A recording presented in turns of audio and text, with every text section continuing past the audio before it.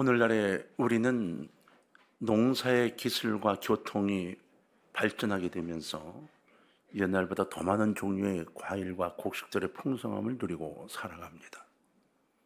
많은 사람들의 수고와 노력으로 생산된 곡식과 과일로 인한 즐거움, 이것이 우리에게 피부로 와 있다는 겁니다. 이제 이 무더운 여름이 지나가면 우리는 여름의 과일을 지나 가을의 열매에 대한 기대감을 갖고 이제 언제쯤 과일이 나올까를 기다리게 됩니다. 우리 인생도 마찬가지입니다. 하나님이 우리 삶 속에 그렇게 과일이나 열매를 때에 따라 주시면서 그 과일로 또는 곡식으로 새로운 힘과 용기를 얻을 수 있도록 하셨던 것처럼 우리 인간에게도 인생을 살아가며 그 삶 속의 열매를 맺기를 원하셔서 그 열매를 하나님이 주신 선물로 기억하기를 말씀으로 가르치고 계십니다. 오늘 우리는 본문을 통해서 하나님께서 우리에게 주신 이 창조의 선물인 열매에 대한 감사함을 발견해야 하고, 우리 곧 하나님의 제자들이 맺어야 하는 열매가 무엇인지를 좀 깨달아야 하는 시간을 갖고자 하는 겁니다. 이 본문의 종류에는 세 종류의 가지를 이야기하고 있습니다. 첫 번째는 열매가 없는 가지입니다. 본문 2절에서 예수님은 무릇내게 붙어있어 열매를 맺지 아니하는 가지는 아버지께서 그것을 제거해 버리시고 이렇게 말씀하셨어요. 열매 없는 나무, 그 가지는 쓸모가 없다 이렇게 말씀하신 거예요. 이 가지는 그냥 수액만 빨아먹고 아무 의미 없는 가지가 되는 거죠. 열매를 맺는데 방해나 된다는 겁니다. 그런 가지는 농부에게는 슬픔과 고통인 거예요. 결국은 불 속에 들어갈 수밖에 없다는 겁니다. 두 번째 가지는 열매는 맺지만 나눠줄 것이 없는 가지입니다. 겨우 자기 인생 하나 돌보는 정도밖에 안 되는 가지, 긴 가지에 달랑 과실 하나만 달고 있는 그 가지, 잘라버리자니 과실을 맺어 자를 수도 없고 그냥 두자니 달랑 하나만 매달려 있는 가지. 우리 삶은 어떤가요? 겨우 나 자신과 우리 가족 겨우 살려내는 그러한 심령으로 지금 존재하고 있는 건 아닌가요? 세 번째는 열매를 많이 맺는 가지입니다. 열매를 많이 맺어서 언제 어디서나 누구에든지 나눠줄 수 있는 풍성한 가지. 사도 바울은 고린도후서 9장 8절에서 하나님이 능히 모든 은혜를 너에게 넘치게 하시나니 이는 너희로 모든 일에 항상 모든 것이 넉넉하여 모든 착한 일을 넘치게 하게 하려 하심이라 이렇게 기록했습니다. 넉넉하면 자기만이 아니라 남들에게도 나눠줄 여유가 생깁니다. 그래서 더 많이 나눠주며 살 수 있도록 애쓰고 노력하는 가지가 돼가는 거죠. 오늘 우리는 이런 종류의 성도가 되기를 소원해야 한다고 성경은 이야기하는 겁니다. 우리 이렇게 묻고 있는 거예요. 너는 어떤 가지니? 열매가 없어 잘라 곧 불에 던져질 것? 아니면 그저 너 하나 그냥 겨우 지키는 정도? 너희 집안 겨우 지키는 정도의 가지? 아니면 풍성하여 나눠주며 기쁨을 누리고 있는 가지, 어떤 가지니? 라고 묻고 있는 거죠. 오늘 우리는 풍성하여 나눠줄 수 있는 가지가 되도록 기도하고 노력하는 성도가 되어야만 합니다. 영적인 것, 선한 것, 좋은 것, 아름다운 것에는 욕심을 내야 합니다. 우리의 삶의 열매를 더 많이 맺어서 하나님께는 영광이 되고 우리에게는 기쁨이고 많은 사람에게 복이 되는 인생, 얼마나 멋진가요? 그런 삶을 살아야 되지 않겠습니까? 여러분, 그러한 꿈을 꾸시는 여러분 되시기를 주의 이름으로 부탁을 드립니다. 우리도 하나님께서 허락하신 시간이나 인품, 언어나 돈, 달란트 등 인생 자체가 넉넉해서 많은 사람에게 베풀어 주며 살기를 소원해야 하는 거예요. 여러분, 꼭 이 소원들이 여러분 속에 자라나고 그리고 꽃필 수 있기를 주의 이름으로 부탁합니다. 본문 속에 가지만이 아니라 열매에 대한 이야기가 들어있는데 아주 둘로 딱 나뉘어 정리가 되어 있습니다. 좋은 열매와 나쁜 열매. 여기만이 아니라 성경은 좋은 열매와 나쁜 열매로 정확하게 구분을 해 놨습니다. 그럼 좋은 열매를 좀 이야기해 볼까요? 좋은 열매의 첫 번째는 어떤 열매일까요? 회개의 열매입니다. 성경은 회개라는 것이 가장 중요한 것으로 먼저 이야기를 하고 있죠. 마태복음 3장 8절에 보면 그러므로 회개에 합당한 열매를 맺고 이렇게 되어 있습니다. 거짓말하던 사람이 거짓말하는 삶에서 돌아서는 겁니다. 도적질하던 사람이 도적질에서 돌아서는 겁니다. 믿음 없이 살던 사람이 하나님께로 돌아서는 것, 이것이 회개입니다. 내가 나가던 방향에서 돌아서서 주님을 바라보고 주의 손길을 붙잡기를 원하는 삶으로 가는 것, 이것이 회개입니다. 그런데 사도 바울은 한 걸음 더 나가서 에베소 4장 28절을 통해 이렇게 강조했습니다. 도둑질하는 자는 다시 도둑질하지 말고 돌이켜 가난한 자에게 구제할 수 있도록 자기 손으로 수고하여 선한 일을 하라. 바울은 좀 더 적극적인 삶의 자세를 요청한 거죠. 나쁜 짓을 안 하는 정도가 아니라 선한 일을 도모하는 것, 이것이 회개의 열매인 것입니다. 세례 요한은 바리새인과 사두개인들의 위선을 책망하면서 회개에 합당한 열매를 맺으라 라고 마태복음 3장 8절에서 외쳤죠. 우리의 죄의 위선을 책망하면서 얘들아, 너희가 이런 위선을 행하고 있지? 제발 회개에 합당한 열매를 좀 맺어. 그래야 회개가 되는 거야 라고 이야기한 거예요. 회개하라가 아니라 회개에 합당한 열매를 맺음으로 진정한 회개를 해야 해 라고 가르친 겁니다. 우리는 죄의 길에서 돌이켜 하나님과 천국을 향해 가는 것을 만족하지 말고 한 걸음 더 나아가 우리의 행동과 모습 속에 잘못된 것들을 고치고 그 정반대의 선한 결과를 만들어내는 일을 해야만 한다는 것이죠. 이것이 회개의 열매입니다. 둘째는 사랑의 열매입니다. 사도 바울은 로마 성도에게 로마서 1장 13절에 이렇게 이야기를 했습니다. 너희 중에서도 다른 이방인 중에서와 같이 열매를 맺게 하고 싶었다. 이렇게 이야기를 하죠. 너희 중에서도 다른 이방인들 중에서와 같이 열매를 맺게 하고 싶었어. 너희들이 기쁨을 누리고 나눌 수 있도록 그 사랑의 열매가 맺혔으면 좋겠다고 이야기를 하고 있는 겁니다. 로마서를 시작하면서 기록하고 있는 거예요. 복음을 전하는 우리를 통해 사람들이 예수를 믿어 하나님의 자녀, 천국의 시민이 되는 것, 이것이 사랑의 열매인 겁니다. 그래서 바울은 로마 교회에다가 너희들이 하나님을 만나고 너희들이 다른 이들에게 복음을 전해 또 하나님을 만나게 만드는 사랑의 열매가 가득한 교회가 됐으면 좋겠다고 요청한 거예요. 다시 말하면 전도가 활발한 교회를 찾은 겁니다. 사도 바울은 어떻게 하든지 몇 사람이라도 더 얻기를 원했습니다. 여러분도 사랑의 열매를 더 많이 얻으려고 노력하고 계시나요? 1년 내내 복음의 증거에 대해서 관심이 없는 상태로 남아있나요? 아니면 이 내가 받은 사랑을 나누고자 하는 마음을 가지고 계시나요? 우리 삶 속에서 내가 그리스도인이라는 삶을 강조할 수 있는 삶을 살아가고 계신가요? 복음을 증거하기에 애쓰는 사람으로 되어 있나요? 아니면 그저 나 하나 사랑함으로 사랑 열매를 포기하고 있는 사람이 되어져 버리고 있는가요? 이 세상에서는 사랑의 열매가 최고입니다. 아무리 유명하고 돈이 많아도 사람들이 여러분을 싫어한다면 그 인생은 메마른 겁니다. 잠언서 11장 30절은 의인의 열매는 생명나무라 지혜로운 자는 사람을 얻느니라 말씀하셨어요. 지혜로운 자라면 누구를 얻는다고요? 사람을 얻느니라. 우린 이런 기도를 드려야 하겠습니다. 하나님, 제가 회개의 열매뿐만 아니라 사랑의 열매를 맺게 하여 주옵소서. 세 번째로 입술의 열매입니다. 이 찬양의 열매인 거죠. 히브리서 13장 15절입니다. 그러므로 우리는 예수로 말미암아 항상 찬송의 제사를 하나님께 드리자. 이는 그 이름을 증언하는 입술의 열매니라. 예수님을 믿는 우리는 찬양을 사랑하게 됩니다. 찬양대에서 늘 찬양을 하고 연습을 하고 집에 와서 찬양 읊조리고, 아니 찬양대만이요? 아닙니다. 우리 모두가 다 그냥 우리도 모르는 사이에 찬양이 입에서 흘러나오고 그 가사를 가슴에 담고 살아가는 삶이 우리도 모르는 사이에 생겨지고 있지 않는가요? 성령의 역사가 있는 대로 우리는 자꾸 찬송이 내 가슴에 울려 퍼지는 걸 느끼고 살아갑니다.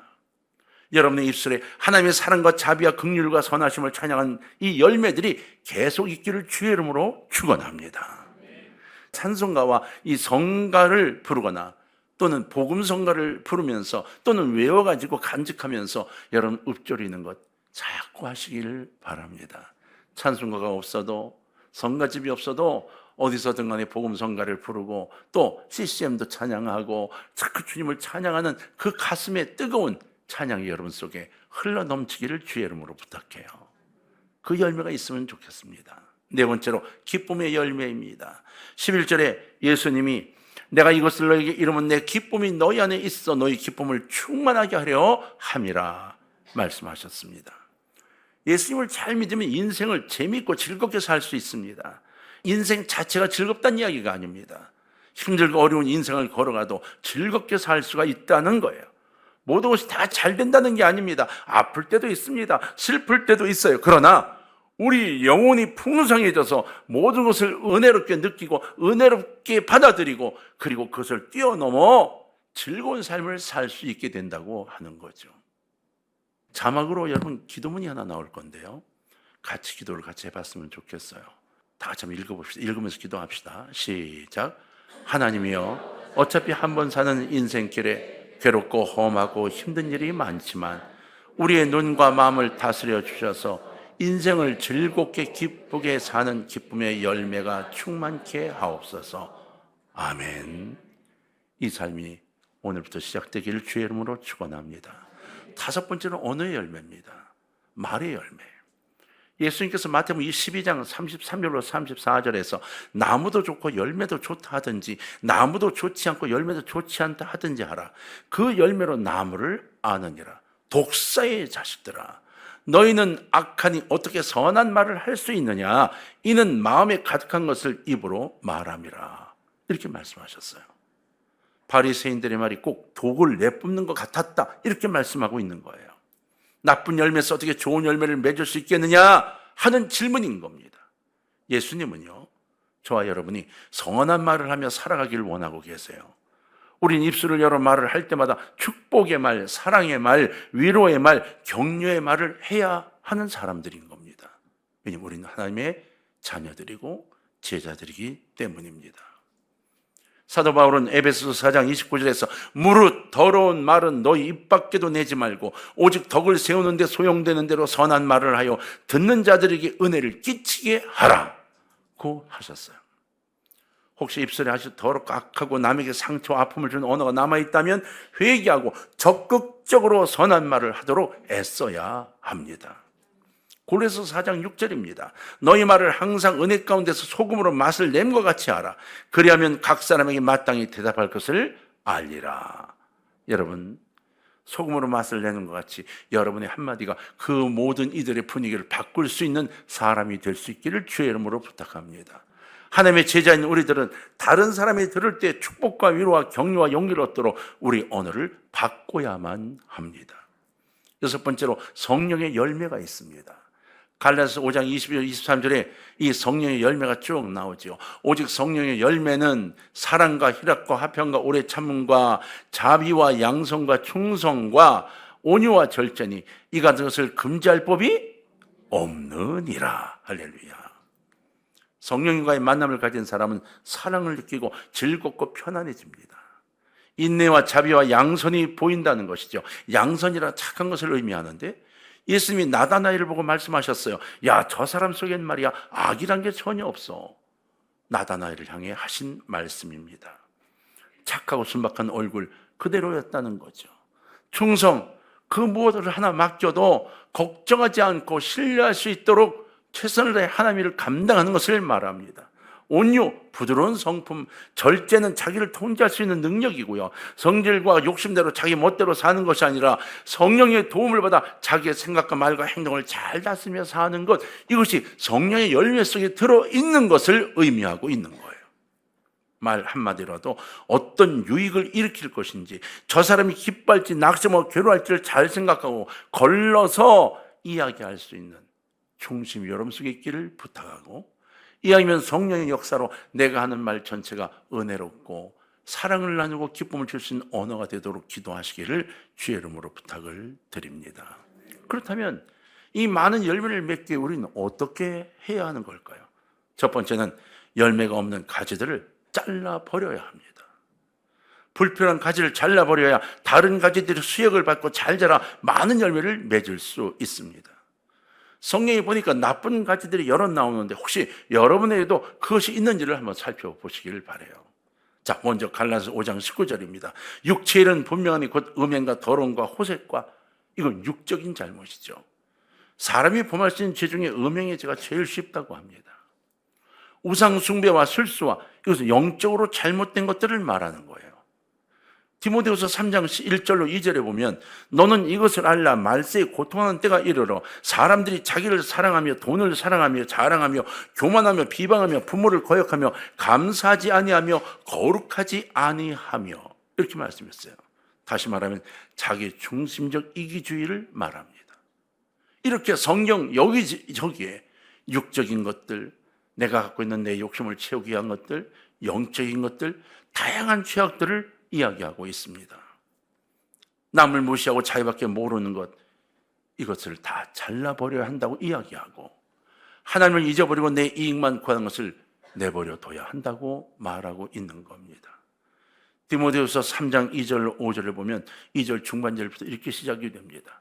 돈을 사랑하며 자랑하며 교만하며 비방하며 부모를 거역하며 감사하지 아니하며 거룩하지 아니하며 무정하며 원통을 풀지 아니하며 모함하며 절제하지 못하며 사나우며 선한 것을 좋아하지 아니하며 배신하며 조급하며 자만하며 쾌락을 사랑하기를 하나님 사랑하는 것보다 더하며 경건의 모양은 있으나 경건의 능력은 부인하니 이 같은 자들에게서 내가 뭐하라?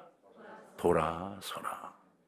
이런 죄의 습관에 쩔어 있는 사람들과 가깝게 지내면 안 된다는 거예요. 우리는 세상 안에 살고 있지만 세상에 속한 사람이 아닙니다. 우리는 세상에 속해 있는 것 같지만 아니요, 우리는 하나님의 사람이고 천국의 시민입니다. 이 시민권을 갖고 있는 여러분들이 어깨를 펴고 두 주먹을 불끈 쥐시기를 주의 이름으로 부탁합니다.